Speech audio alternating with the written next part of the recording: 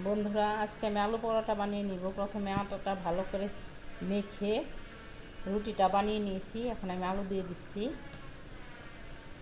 তারপর রুটিটা ভাজ দিয়ে নিব।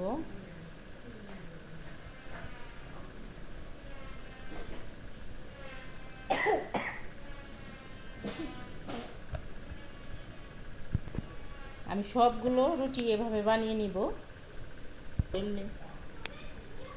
এই তো বন্ধুরা, আমি রুটিটা বেলে নিচ্ছি।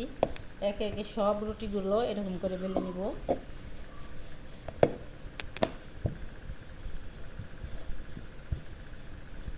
আমার রুটি বেলে নেওয়া হয়ে গেছে। আমি এখন রান্নাঘরে চলে যাব।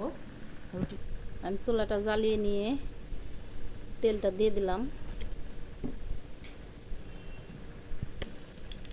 রুটিটা দিয়ে দিয়েছি। এখন রুটিটা উল্টে পাল্টে ভেজে নিব। আর রুটিটা ভাজা হয়ে গেছে, আমি এখন নামিয়ে নিব। আমি একে একে সবগুলো রুটি ভেজে নিব।